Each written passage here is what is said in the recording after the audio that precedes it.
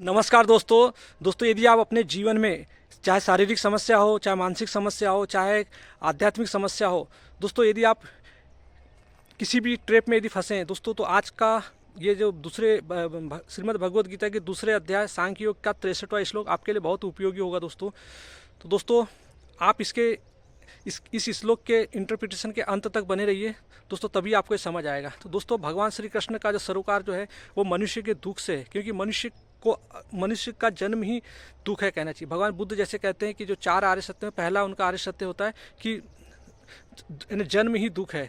तो दोस्तों उसी प्रकार हमारे जीवन में बीमारियां यानी परेशानियां निरंतर बढ़ते रहती है, चाहे शारीरिक बीमारियां हो, चाहे मानसिक बीमारियां हो, चाहे आध्यात्मिक बीमारी हो दोस्तों, इनका कभी अंत नहीं होता। तो दोस्तों इसी कड़ी में भगवान श्री कृष्ण एकमात्र ऐसे हैं जो कहना चाहिए जो कहने सबसे बड़े न्यूरो साइंस भी है और एक अच्छे फिलासफर है, एक अच्छे वैदांतिक है और मनोवैज्ञानिक है। तो दोस्तों आपकी हर समस्या का समाधान श्रीमद् भगवद गीता है। तो दोस्तों इसके अंत तक बने रहिए ताकि आपको समझ आए कि आज ये भगवान श्री कृष्ण और अर्जुन के बीच में जो ये संवाद हो रहा है, और भगवान श्री कृष्ण अर्जुन को दूसरे अध्याय के 63वां श्लोक जो के बारे में समझाना चाह रहे हैं। क्योंकि जो व्यक्ति जब अपने विषय में आसक्त हो जाता है तो वो उस विषय की आसक्ति ही उसके कामना को बढ़ाती, कामना ही क्रोध को, क्रोध ही मोह को बढ़ाता है, मोह ही स्मृति का नाश करता है और स्मृति का नाश ही आदमी की बुद्धि नष्ट हो जाती है। तो दोस्तों इसी प्रकार आदमी का जीवन नष्ट हो जाता है। तो दोस्तों इसके अंत तक बनी रहिए। आज हम समझते हैं भगवान श्री कृष्ण की गीता के दूसरे अध्याय का 63वां श्लोक। दोस्तों जब अर्जुन भगवान श्री कृष्ण से कहते हैं कि मेरा रथ यानी कुरुक्षेत्र में उन दोनों सेनाओं के मध्य में लेके चलिए जहाँ पे मैं उनको मतलब जहाँ से मैं युद्ध कर सकूं। तो भगवान श्री कृष्ण जब अर्जुन को ले जाते हैं और अर्जुन की जब मनोदशा चेंज होती है, अर्जुन जब मोहग्रस्त होने लगते हैं दोस्तों, जब अर्जुन अपनी ही कामनाओं में ग्रसित होने लगते हैं, यानी जो उसके इम्प्लांटेड जो वर्च्यू है, उसके अंदर जो प्रकृति जो बैठी हुई है उसमें वो जो लथपथ होने लगते हैं, मोह में गिरने लगते हैं, तो भगवान श्री कृष्ण उसको इसी श्लोक के माध्यम से समझाते हैं कि हे अर्जुन, कि जो विषयों में आसक्ति होती है तो विषय आसक्ति हमेशा कामना उत्पन्न करती है और कामना के कारण ही हमारा क्रोध आता है और क्रोध से ही हमारी कहना चाहिए मोह जागता है और मोह के कारण ही हमारी स्मृति लॉस हो जाती है और स्मृति के कारण ही हमारी बुद्धि का लॉस हो जाता है। और जब मनुष्य की बुद्धि का लॉस हो जाता है तो व्यक्ति का जीवन खराब हो जाता है।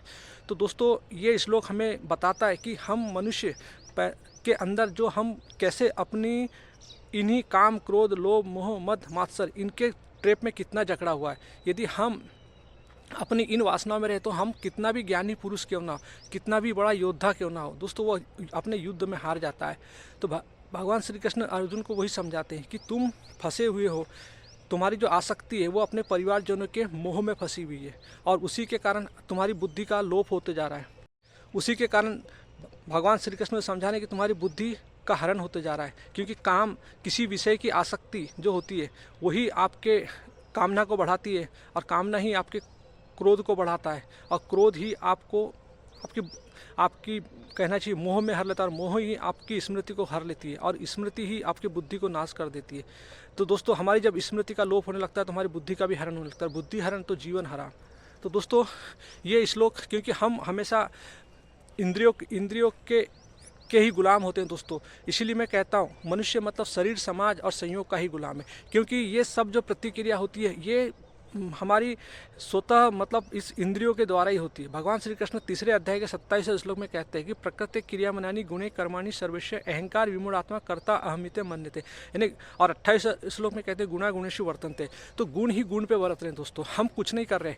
आंखें हमारी इंद्रियां अपने विषयों को देखती है और मन उसका मस्तिष्क उसका मनन करता है, स्मृति के आधार पर मेल मिलाप करता है और फिर वो एक कार्य हो जाता है, यानी माइंड एक प्रोसेस करता है और वो प्रोसेस तैयार हो जाता है। लेकिन ये जो विमूढ़ आत्मा है जिसको अहंकार कहते हैं, ये उस अनुभव को उस जो भाव है उसके साथ जुड़कर चिपक कर अपने आप को अभिव्यक्त करता है। तो दोस्तों ये जो और जब ये हम जो मैं भाव से बोलते हैं कि मैं कर रहा हूँ, तो यहीं से दोस्तों हमारा बंधन शुरू होता है। इसी बंधन से हमें मुक्ति चाहिए। तो अर्जुन को वही चीज़ समझा रहे भगवान श्री कृष्ण कि तुम्हारे अंदर जो ये सब सटरिपु जो बैठे, जो तुम्हारी अंदर जो मोह की आसक्ति, जो तुम अपने परिजनों के लिए मोह कर रहे हो, ये आसक्ति ही तुम्हारी स्मृति को बर्बाद कर दी है, तुम्हारी बुद्धि को भ्रष्ट कर दिया अर्जुन। अब तुम मतलब इनसे, इसलिए मैं तुम्हें समझा रहा हूँ कि विषय आसक्ति मनुष्य को नष्ट कर देती है। दोस्तों यही कारण होता है कि आज आप देखे होंगे कि व्यक्ति धन दौलत के पीछे कितना होता है, पुत्र मोह के पीछे कितना होता है।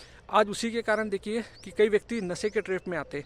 नशा क्यों नहीं छूटता दोस्तों? यही होती है क्योंकि हर जो प्रकृति माँ है वो इस शरीर में बैठी, वो आपको कभी भी मतलब हर चीज़ में जकड़ के रखेगी। चाहे वो मोह में जकड़ ले, काम में जकड़ ले, वासना में जकड़ ले, लत में जकड़ ले, आदत में जकड़ ले। दोस्तों ये प्रकृति की अपना है, प्रकृति निरंतर इस शरीर में बहते रहती है। तो दोस्तों जब हम किसी भी चीज़ के संसार में इंद्रियां देखती है और यदि हम इंद्रियों के मोह में फंसते हैं, यदि हम ये एक मैकेनिज्म है दोस्तों, इस मैकेनिज्म को जब तक आप समझोगे नहीं तब तक आप फंसते रहोगे। तो भगवान श्री कृष्ण हमें समझाते हैं कि भगवान श्री कृष्ण दोस्तों यहाँ पे एक बहुत बड़े मनोवैज्ञानिक भी है, एक फिलासफी भी है और वेदांती भी है। दोस्तों भगवान श्री कृष्ण के पास तीनों है। यदि आप जीवन को समझना चाहते हो तो भगवान श्री कृष्ण से बड़ा कोई आज के डेट में ना तो कोई साइंटिस्ट है, ना कोई वेदांती है, ना कोई मनोवैज्ञानिक है। तो दोस्तों न्यूरो साइंस भी भगवान श्री कृष्ण हमें समझाते। दोस्तों तीनों टाइप की जो ज्ञान है वो श्री कृष्ण की गीता से हमें आता है। तो दोस्तों पशु से मनुष्य यदि बनना है तो भगवान श्री कृष्ण की गीता के अलावा कोई चारा नहीं है। जितने भी महान यानी भगवान श्री कृष्ण की गीता मतलब हमारे उपनिषद किसी एक व्यक्ति, एक रीति रिवाज, एक धर्म का, एक जाति का ग्रंथ नहीं दोस्तों। उपनिषद मानवता का ग्रंथ है जिसको पढ़ के सभी ने अपने जीवन को तारा है दोस्तों। चाहे वो दारा सिखों ने तो उपनिषदों का प्रचार किया था दोस्तों, अकबर ने पढ़ी, अकबर ने समझा, बाबा बुल्ले शाह हो गए, यानी हर चाहे वो मुस्लिम कम्युनिटी हो, चाहे ईसाई कम्युनिटी हो, जीसस ने भी पढ़ा उसे। चाहे दोस्तों सुकरात हो, लाउजू हो, चाहे वो वेस्टर्न कंट्री के जितने भी जो बड़े बड़े फिलासफर हो, साइंटिस्ट हो दोस्तों, अल्बर्ट आइंस्टीन ने भी वो चीज़ पढ़ी दोस्तों। यानी ऐसा कोई नहीं है जो फिलासफर, संत महात्मा जिन्होंने इस गीता को नहीं पढ़ी हो दोस्तों। उसी के कारण आज उनके अंदर मतलब वो जो स्वयं को समझ पाए और इस अपने जीवन को समझ पाए और अपने जीवन को अच्छे से जिया उन्होंने दोस्तों, और कुछ देश के लिए कर पाया। तो दोस्तों जब तक हम अपने इस फिजिकल स्ट्रक्चर को नहीं समझेंगे तब तक हम हमेशा अपने शरीर के गुलाम, समाज के गुलाम और संयोग के गुलाम रहेंगे दोस्तों। और वही मैं तीन जो दोहराता हूँ जो हमारे अंदर शासन करते हैं, उद्योगपति, नेताजी और बाबा जी, इन तीनों इनके ट्रैप में ही फंसे रहेंगे दोस्तों। तो यदि इनसे मुक्ति चाहते हो तो कृष्ण की गीता के पास आ जाओ। उस तीनों का जो फिलासफर है, पहला और अंतिम, जो न्यूरो साइंस पढ़ाते हैं, जो आपको मनोविज्ञान पढ़ाते हैं और जो आपको वेदांत दर्शन पढ़ाते हैं दोस्तों।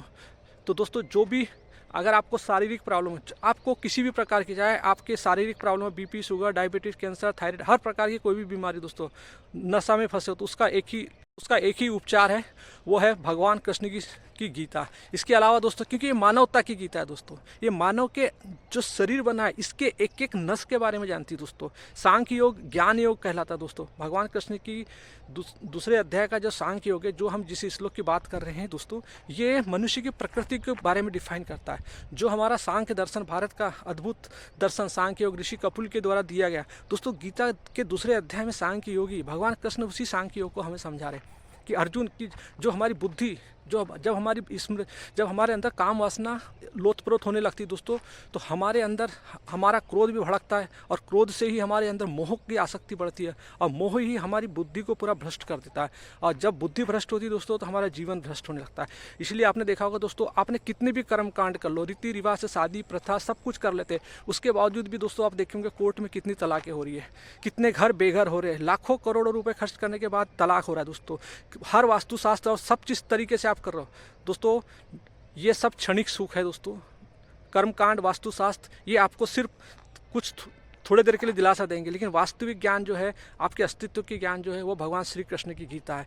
क्योंकि हमारे जो बोध ही आत्मा का स्वरूप है दोस्तों, बोध ही कृष्ण है, बोध ही राम है, बोध ही शिव है, इसके अलावा दूसरा कुछ नहीं दोस्तों। यदि आप भगवान कृष्ण के साथ रहते हैं तो गीता में आइए, भगवान शिव के साथ रहते हैं तो ऋभु गीता में आइए, और भगवान राम के साथ रहते हैं तो योगा वशिष्ठ में आइए दोस्तों। इसके अलावा दोस्तों भगवान श्री कृष्ण अर्जुन से कहते हैं कि तुम स्थित प्रज्ञ हो जाओ।